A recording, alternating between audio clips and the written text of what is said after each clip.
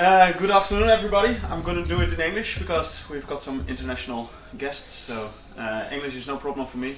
I hope it's neither a problem for you guys. Well, my talk is going to be about the quantified self. It's going to be half part of an Ignite talk, and depending on how much questions you might want to ask me about your prototype, your idea, or whatever, we can manage the other half and change it or whatever. Who am I? I'm Joost. I'm the co-founder of the Quantified Self and Quantified Self Europe and Amsterdam communities. I started with Amsterdam, and Europe followed later when we had our first international conference in Amsterdam. And it all started for me about 3 years ago.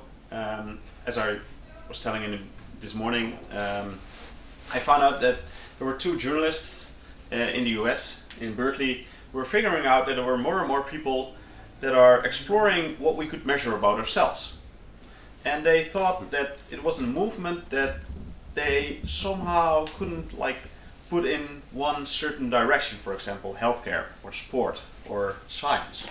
It actually was across all those fields.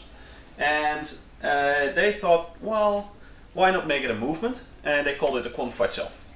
And I was one of the first who started with the Quantified Self meetups in Amsterdam. And we got started with around 50 members. And at our first meetup, which is an evening where people talk about stuff around the Quantified Self, we had 50 people.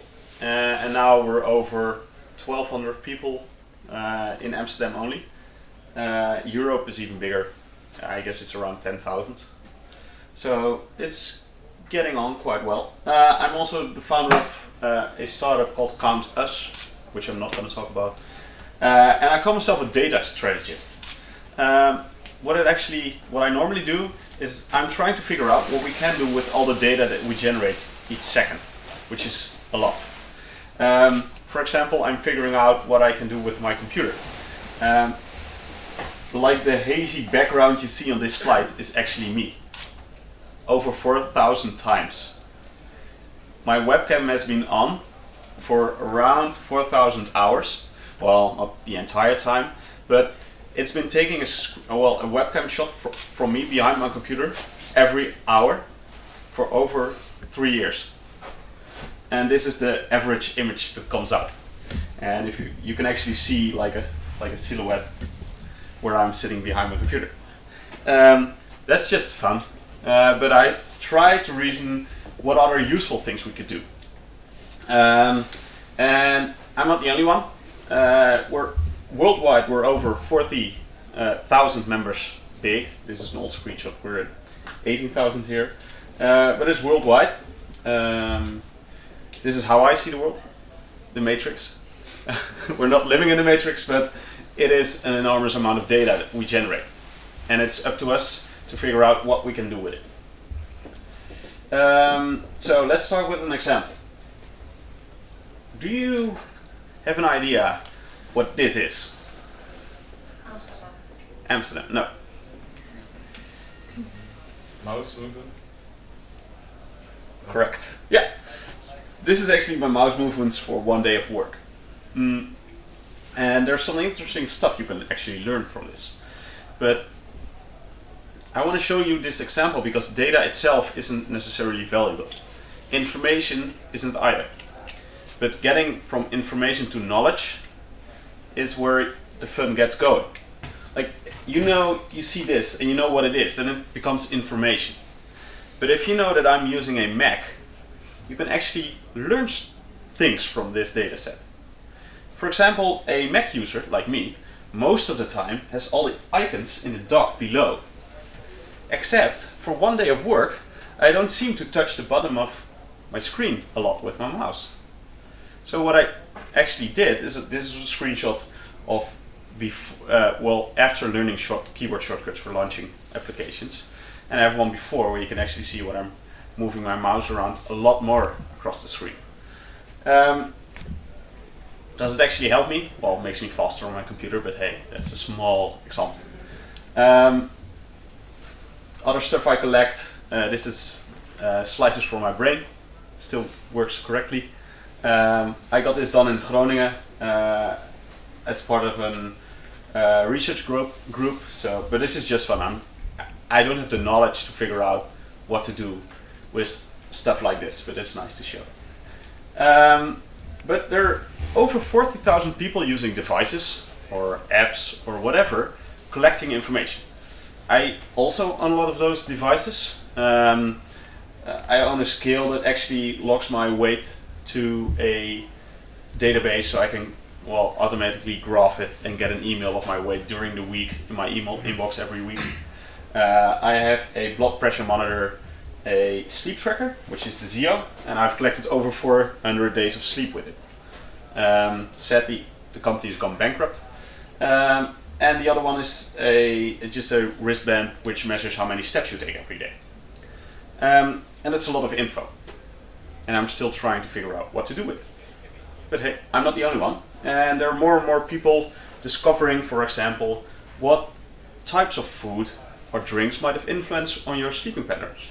And we're sharing all that information between us, and we're trying to figure out what we can do with that information. This is, for example, my sleep. And I was curious whether the phases of the moon were influencing my sleep.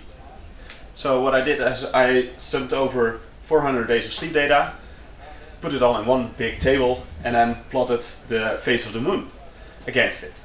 And I was trying to figure out whether, if it was full moon, would I sleep bad or would something else happen? And there turned out to be no relation at all. Except I couldn't really confirm it because I'm not really good at statistics. So luckily I have a friend of mine who I could just send a data set to, and he told me there was no relation at all, which I trust because he's a statistician. But there's some other stuff you can actually learn from this. I figured out that I can sleep for 4.5 hours during one night, as long as I catch it up within 2 days. But the amount of sleep that I take, it works for me the best when I take it in like sizes of 1.5 hour.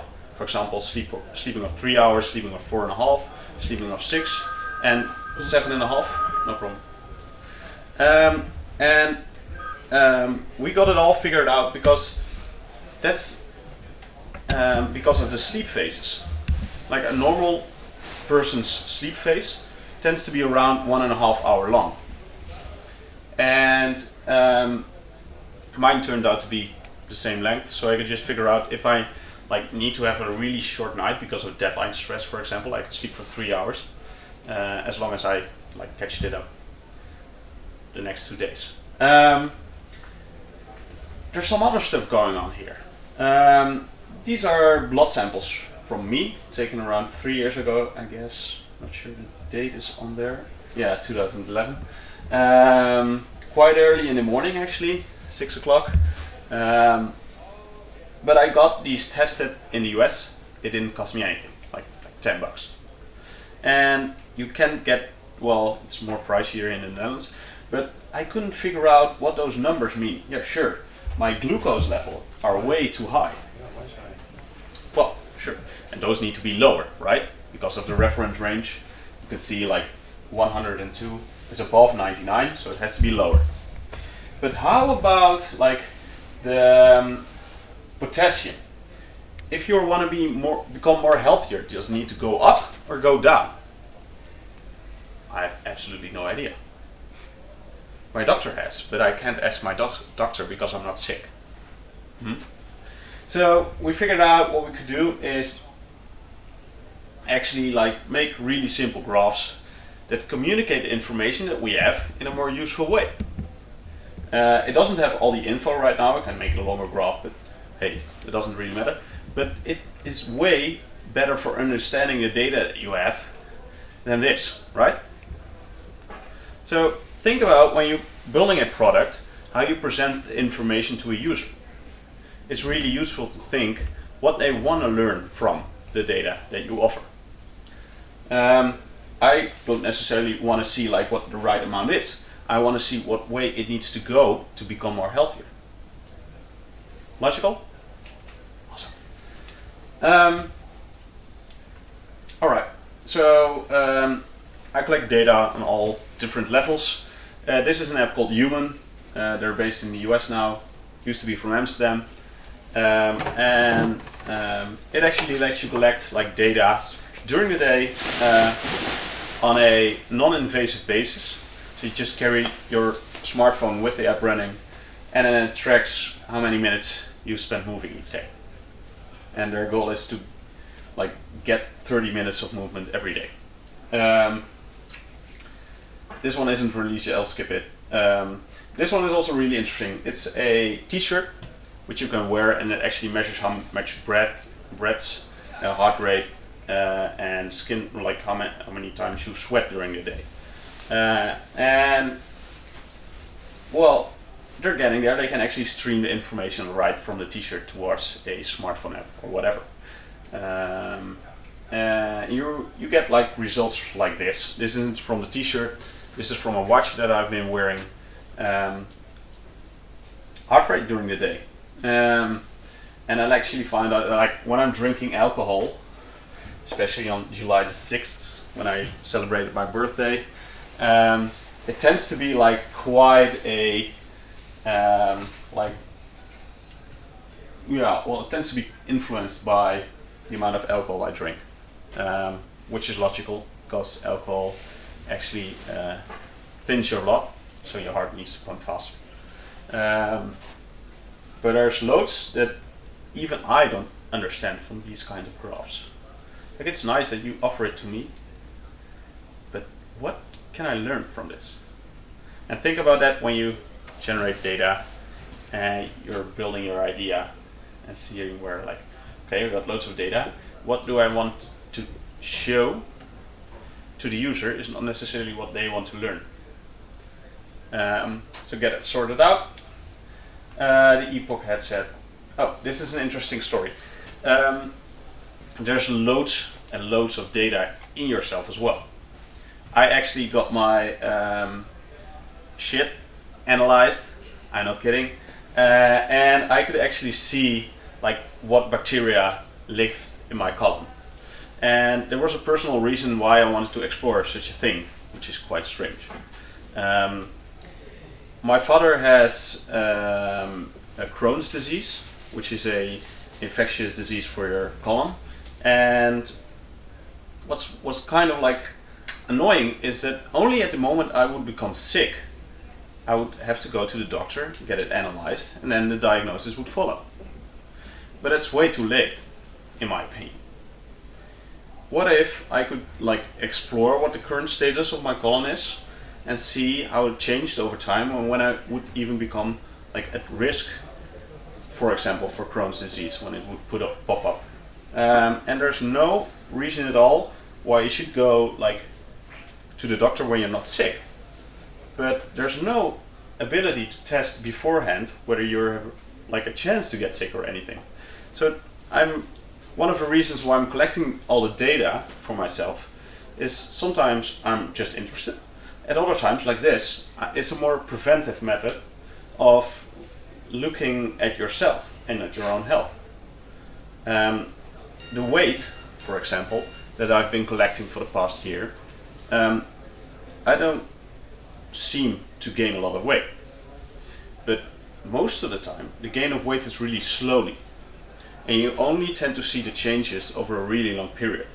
I can graph my weight right now if I wanted to, and you could see whether it's been changed very, very slowly. And if you don't have the power to put it in a graph over a long time, which normal scales don't, because you step on it, you look at the number and say, okay. But you don't know if it's been 1 or 2 kilos more compared to last year, which is a really small change. But over the years it tends to add up and you tend to gain weight. So for me, figuring out what data would be useful for me is kind of a challenge. Let's see if I can show you the data set.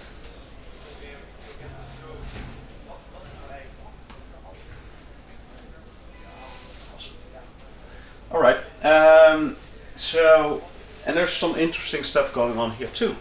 Because if you, for example, are collecting sports data, it's kind of hard to compare yourself on a really fundamental level to others. Like, how well did you football today compared to your teammates? Well, there's only gut feeling that says, well, you know, it didn't go that well. There's no really, well, there might be like the number of goals you made, but there's no other metric in which you can compare football, as far as I know, for example, football, for example, but others too, where you can compare like how much or how good did you exercise or sport. Even for fitness, like, whatever practice you did, I deadlift 25 kilos, whatever. But that might be even more compared to the other to another person whose muscle mass is like 2 times as big as yours. So it's kind of hard to compare it, right? And figuring out what metrics matter for comparison is quite important. Getting back to this, what you're looking at is my dashboard, and you can actually see what kind of bacteria my column harbors, and you can actually compare it to other people. So, for example, this is my sample, and I'll get to you what the colors mean. But compared to vegetarians, let's see, how does it differ?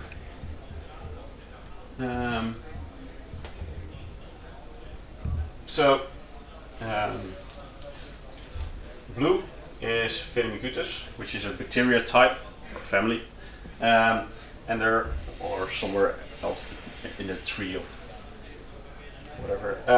But you can see, I actually have no idea about this. No, that's a trouble too. Like, they offer some basic information, but I still have no idea what the data actually means.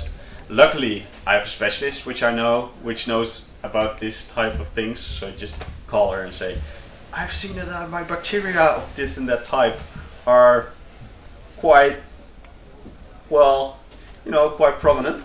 And I said, oh well, don't worry, but you can actually see how your sample differs from vegetarians.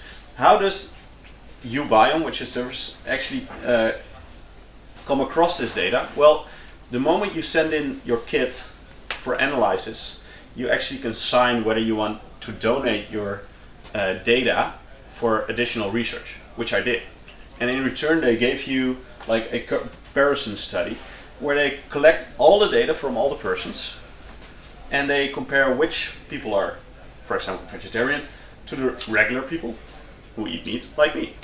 And they put up the comparisons for you to figure out what would work for you. So it turns out that these bacteria are more prominent at vegetarians.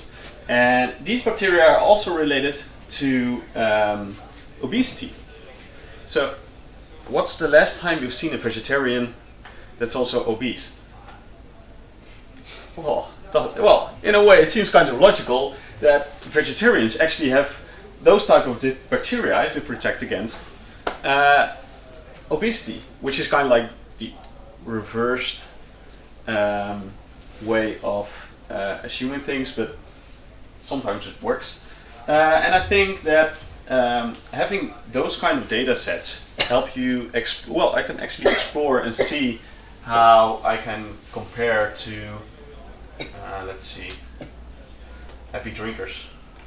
Those tend to have a lot of type of other bacteria too. I have other. Turns out that this data set or this bacteria type is related to an infection that I had in my youth, and they're still in my system. So I'm now trying to figure out how can I actually get those damn bacteria out. But that's interesting. But this is a way better for comparison to other people. So if you're building a sport thing where you're comparing people with other people, think about how you could do it. In one way, just stating a number towards another is interesting, but this is like way more in depth, where you can drill down into all kinds of information, like You can view the tree, like where's the bacteria located, and whatever. You can navigate between those two. Let's see. So that's comparison. There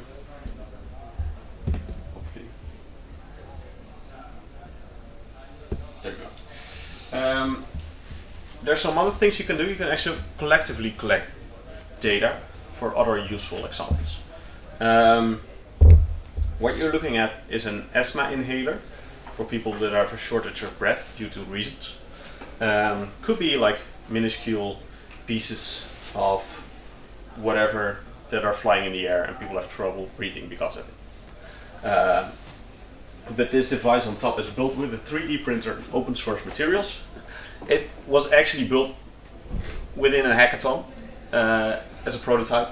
And what it actually does is just, at the moment you use the asthma inhalator, it transmits your GPS location and time. And imagine what would happen if over 100 people would use it within one city. You can actually like see which areas are influenced by asthma attacks, or sometimes like this one was in Madison, which is a harbor town, and at State Langdon there turned out there was a ship that was exchanging goods every Monday morning. And when the ship arrived, there was so much small dust in the air that people repeatedly were having trouble and difficulty breathing. So there's multiple solutions you can actually do to solve this. You can, one, send everyone a text message saying get out of the area, a ship's coming in. Or two, which is way easier I think, reroute the ship to another harbor to save at least the costs of people running inhalators. And the funny thing is that here in Eindhoven they actually are doing a same, well, or related study. What you're looking at here is a screenshot of Eindhoven and the neighborhood, and they have over 400 or 4,000 people even running around with a GPS watch. But they have like, and they're comparing it with I think around 30 sensor towers for microscopical dust. And well, I don't see how they can combine the information, but it's public. So if you want to tinker around with data like this, they offer it for free and they'll let you sort out what happens. But I think like examples like this, which is a startup in America far, far away, but imagine like doing a small scale experiment would work too. Also, there's some interesting things happening regarding like inside and outside. Most of the things that we wear right now are outside or on our bodies, and more people are tinkering with putting things inside their bodies. For example, people that are implementing magnets in their fingertips, so they can sense like where the wires are running through the walls, which is quite easy or handy to have. You can feel your drive of your computer spinning, whether it's on or not. It isn't something that I've been exploring as of yet. I think that it's still too, well, young. But I know over 10 people who are now wearing RFID chips in their hands, and they are trying to experiment what they can do with it. So you can even look at the inside of your body. There are people going to extremes, so say it's kind of a hard image, the next slide, but there are people that are implementing like entire Arduinos underneath their skin, which is, and it charges wirelessly through a coil induction. Well, I'm not sure I want something like that. But sorry, what is this? That's an Arduino, which is a microcontroller, which is much like your, well, really basic telephone. And they can actually, there are sensors in it and LEDs that shine through your skin, and they can actually measure, like they put their phone on it and then wirelessly transmit your internal temperature to the phone. Awesome.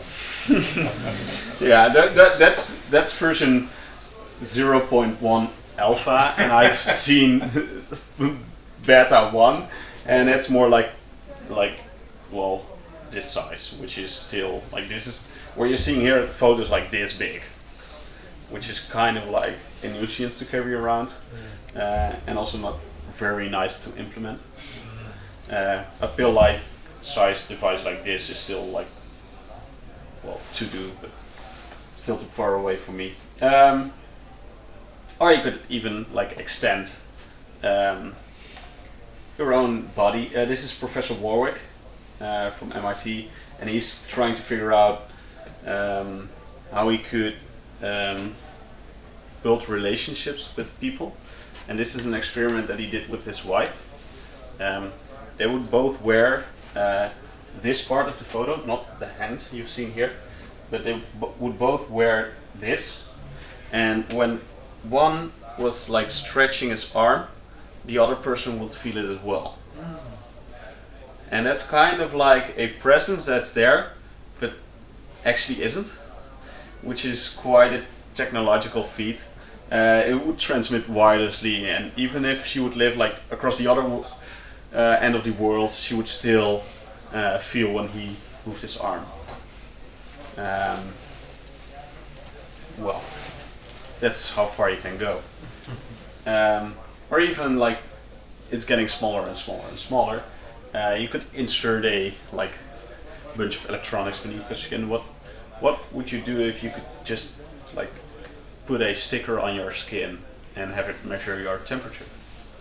It's not the core temperature which you normally want to have, but measuring a like skin temperature, which and what you're looking at, actually this is the coil that transmits data.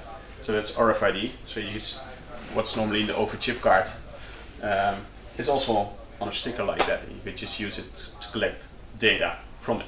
It's also powered by RFID, so there's no battery in it. This is the sensor, and this is all the logistics that transform the data for reading it. And there's no battery in here. It's all powered by induction, which is quite interesting. All right. I've shown you some examples of things that are going around here. Well, things that are going around in the area that I know. I'm sure you have any questions, feel free to ask. Or if you have a concept or idea, shoot. I played around with the bases and also with the Nike thing. Mm-hmm. And all these devices are closed, you know, they have their own apps, and I want the data out of them. Mm-hmm. Do you have any recommendations on? You want the raw data or? I want the raw data. Raw. Yeah, I have some examples in my bag which I can show you. Okay. Which are like, if you want to get the real raw data, for example, out of an accelerometer, that's possible. Okay. You want accelerometer data, or you want the kind of the text file, the ASCII file from the speed and distance data you get on the 90 Plus, for example? Is there a difference? Accelerometer data is just a That's high-frequency like noise, the 3-axis. and then you have to develop your own model to interpret it. That's accelerometer. Really I Yeah. guess about the ASCII. So there's the ASCII data is. Oh, sorry, maybe you can answer. Oh yeah. It's fine. But no, so you have one type of raw data is really raw data, which is just a pure signal coming in, and there's the interpreted data, which says this is X, Y, and Z, and this is the accelerometer. Yeah. Or you can take interpret it one step further. For example, like this is one step. You can also have that one if you want to. But there are different steps or grades in which you can get the data out, and depending on what you want, you can actually choose a device. I have devices which can provide you with the real raw data over radio, for example, but there's other stuff you can do too. But is it an issue at all within the quantified self? Within the quantified self, and that's the fun part, they just released, which is a combined effort.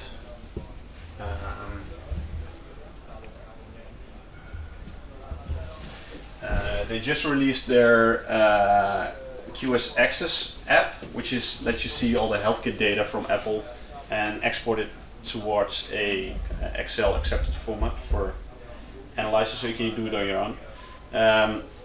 But it is a real issue. Getting the raw data out of any service is quite troublesome. For others it's easy. They have an API which, for example, offers all the data. But others might have closed it down, for example Nike. Nike doesn't have any API, for example, for getting the data out. So they are getting more and more pushed towards an open ecosystem, which is good. But I can help you with if you're using a Nike Plus, you can get an Excel output of the data. Yeah, you actually can, but You just need to know how to do it. yeah. So you have a I think by default it should be easy for people. Yeah, Yes. it should be easier. Yeah. It's not. They don't encourage it. It's No. that you can No. do it. Yeah. Exactly. Okay. Which is a shame. They should. Yeah, well, I think so. Yeah. Great. Yeah. Thing is, curious about you are kind of people who really want to quantify yourself, record everything, but there are also some group of people they're not really motivated to do that. Yeah. Any idea how to motivate them to do the quantify things? Well, one of the things you could do is like show them a reason why they, for example, want to track something. I figure out most of the things that I show my sleep, and that's the most of personal impact for me. And I tell them like, you sleep 1/3 of your life, which is quite a big amount. Yeah. If you don't know what's going on in the 1/3 of your life, you're quite messing around and not doing anything about it, which is a shame. But providing them with reasons or show them, for example, examples, or just make a list of like things you could get out of your product will be the first step towards getting them to track. Most of the time it's also behavior related. Changing a behavior is hard. I experienced that myself. I still drink a lot of alcohol, even though I know it's influencing my sleep and wrecking my health. But changing behavior, one of the first steps you should do is provide insight, whether that be graphs or raw data, so you can tinker around with it. That will be the first step. But actually changing people's behavior through tracking is quite hard. Depending on the product, I could suggest other things. So if you want to share it. I can give you some example of Sure. such an application. Sure. For example, we know the whole industry in cosmetics. You buy a cream, like 300 euro wallet. You put it on your face, and within 6 weeks, your skin become younger. I don't know what. And the funny things that no one of these creams works. So within 6 weeks, nobody see any results. Nobody complains. Just taken back to the shop to buy another one. So it is like a crazy situation, which going through marketing, because somebody wanted to make a business of it. So when you use your data collection, and for example using your image of your webcam, which make a image of you within 6 weeks, and then suddenly you see no difference at all. Yeah. So maybe it will be like have a signal to the customers not to use this cream. And then for cosmetics industry, it will be like stimulus or make more quality products, which is really works. So it is can be completely different buying strategy there. Yeah, the mechanics are different. Yeah. How about what does the movement do with privacy about collected data? How do you handle that? Yeah. How do you make sure that your data is not getting to your healthcare and that your the premium doesn't go up because they see that you have some weird thing in your colon, or you're not sleeping, or you're drinking too much and your weight is going up. Yeah. So personally, I value my privacy a lot. Also, first thing first, some people privacy doesn't exist anymore. I think our concept of privacy is changing. There's something else. And on a personal level, I value my privacy and I protect it by fragmenting my data. Like it's at all different services. So if somebody wants access to my entire data set, they have a huge trouble getting it. And I only use a service if I personally can get the data out. So I have all my data on my computer. Yeah. On a community level, there are loads of people discussing like how we should like design a sample service, for example, and how could we implement privacy in such a way that it won't violate a user's privacy, but still offering value for people that want access to the data, which is kind of hard. Yeah, but we're thinking actively about it. Yeah, but what do you know what Nike is doing with the data? Do you know what the Fitband is doing? So, and that's the trouble. There's there's not enough transparency regarding the use of data by companies. My own startup that I run is quite clear about it, but for other like organizations like Nike, I think like it would be helpful if you would be clear about it, but most of the time, like 90% of the people or 80% of the people don't even care. Yeah. For example, there's been a recent change in social networks. There's one new called LO, and it says we don't do ads, so we don't show advertisements at all. But their business model is selling the data of the user towards people that are interested in it. Yeah. It's said plainly on their site that they sell the data, but still people are signing up like big amounts. Yeah, they don't care because they don't see what could happen in the future. Yeah, but I think there's going to be one big event where people starting to realize, oh shit, next time we'll have to look pretty good. Yeah. And I didn't join LO specifically for that reason. Mm-hmm. I think it should be more transparent, but also people should be more educated about privacy and regarding data usage by companies.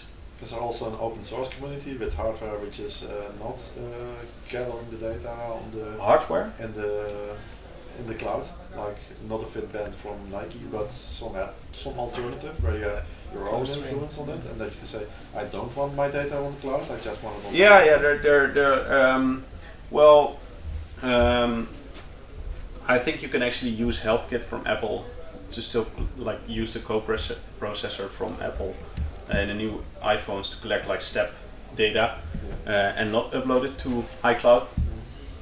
And you trust Apple not doing it? Sorry? And you trust Apple not doing it? Yeah, that's an entirely different story. I don't trust them. No, I know.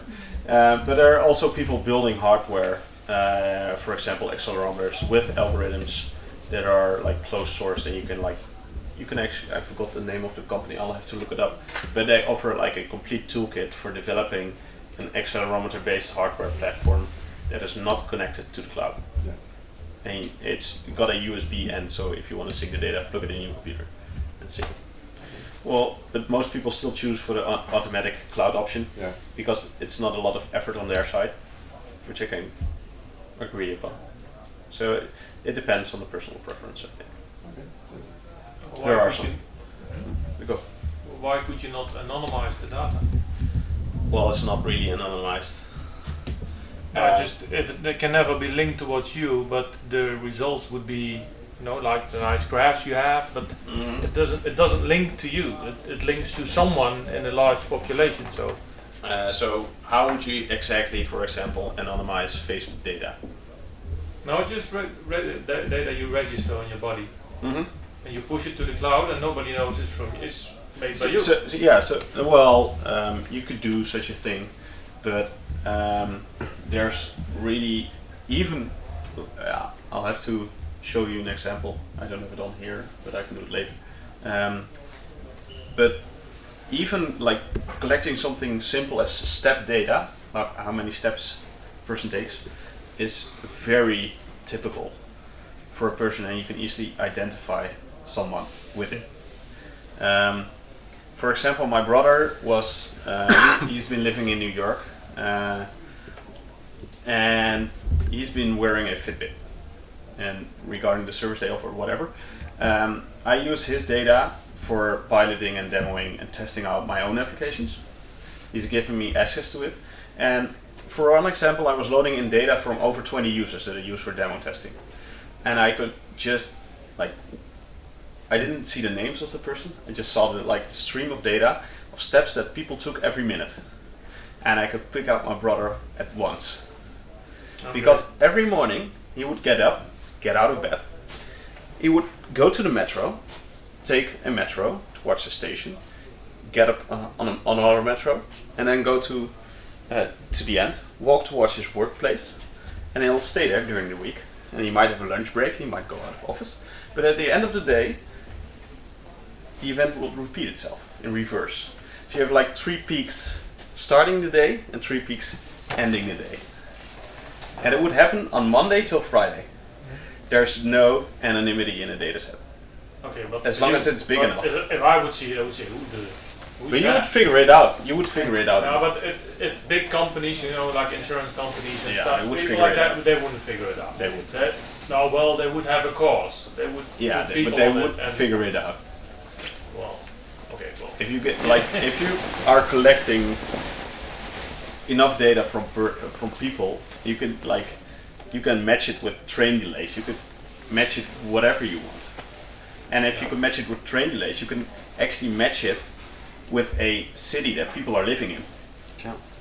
If you would match it with but that's more anonymous. If you can, that would make the barrier less, I think. Yeah, true. But I think it's way easier to fragment it across all the services than it would be than just putting it up anonymously. That would be way more effort. Okay. I've got one more remark for your notion that people are not susceptible for small changes over time. Mm-hmm. Do you know how can you boil a frog metaphor? Yeah, very slowly raising the temperature. Yes. Yeah. Okay. Okay. Now you know it then. Yeah.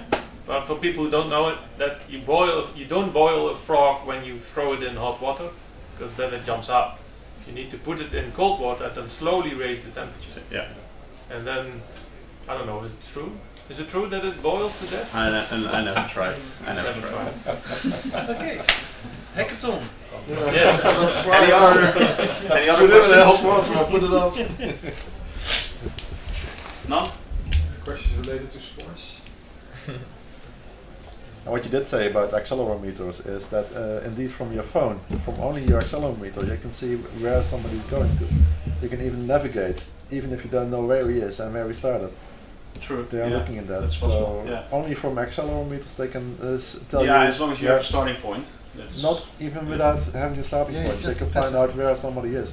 Okay. Because they have a relation on the roads and how fast to go. So if you take a corner in the next 100 meters and then again and again, there's only like certain streets that match the pattern. Yeah. And if you collect it over a certain time, then you will be able to pinpoint where somebody is. It's really freaky. Yeah.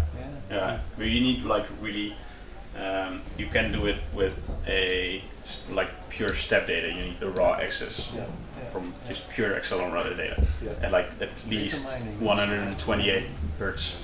But that's possible. Yeah. If you look at Google now, that's frightening if you see what that's processing. Yeah. It's like, how did you know that that's my work and that was that's my bar? Yeah, but Google now also uses GPS and other sensors. So but the relations they are saying about what are you doing? Relation not only that they know where you are, but what you're doing there. Yeah, it's frightening. What relations they can say about that. True. But it can be also plus point, for example. Yeah, You don't need alibi, and then your data from your phone can save you maybe from wrong decision. How often did you actually change your behavior based on the data you've? Tricky question. I don't know the exact numbers. It also depends on how much I've tracked, which is a lot. But there are some things that I've changed. Sleep is one big example for us. There's one other interesting thing which I can show.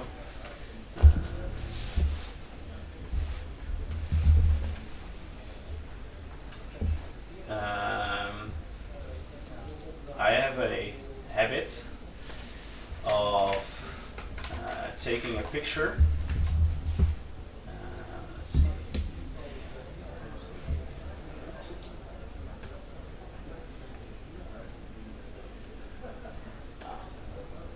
So this is the first. I have this habit where I am taking a picture every day at 8:36 p.m.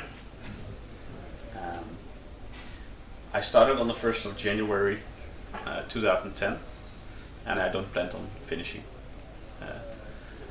And when I got started, I couldn't explain to friends why I was doing this. But what I did figure out is that during the first half year of shooting a picture, there were a lot of computer screens on it. And by doing a daily picture every day, I would start and sharing it as well. I was starting to realize that I was sitting behind my computer desk a lot, and that was actually quite a big thing that would influence how I changed my behavior. And I still look back at the pictures every time, and I still see like things changing.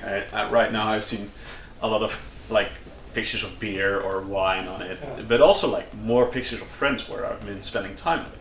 So depending on like how you view your pictures every month, it might change my habit again. But are you changing that moment of time, that you're trying to get that moment interesting for yourself?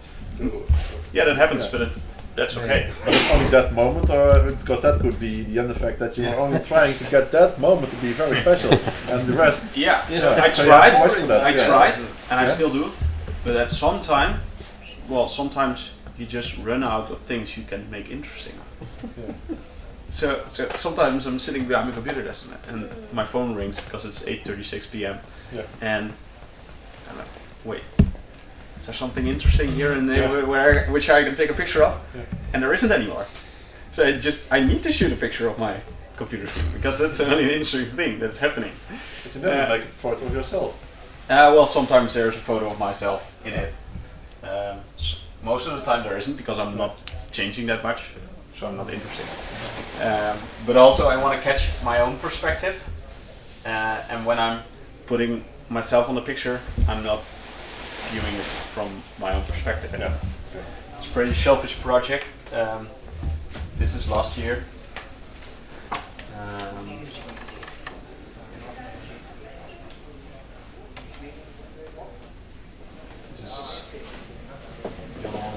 But you didn't start a movement of people who are taking their picture. No, it actually wasn't mine idea. It was a guy from San Francisco, Buster Benson. So there is a movement. And there is a movement. I've got at least 2 friends now who are taking the pictures too, which is fun. If you look at Facebook and you know you're taking a picture, but there are also 2 other people who are taking pictures too. So you're just curious, like what did they photograph today, which is fun. It's fun. It's very fun. All right. I didn't really answer your question on how much I've changed. It's a lot, but I don't know the exact number. So. Yeah. One more question is there any idea when the quantified things meets with social media thing? Because I think there will be some small conflict between, because quantified self something is more private or it's about yourself. Once if you want to share with it, there will be something about like privacy risk or something.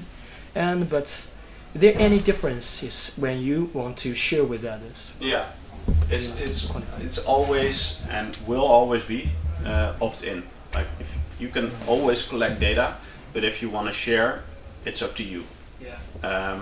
And I don't see how it conflicts with, for example, social media, because with social media you also have the choice of sharing or you don't. Except the barrier of sharing for social media is pretty low because it's quite easy.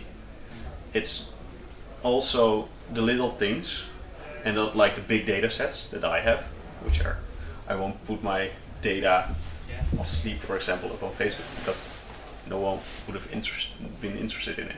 And also, if you put up a picture of friends, that's information and knowledge.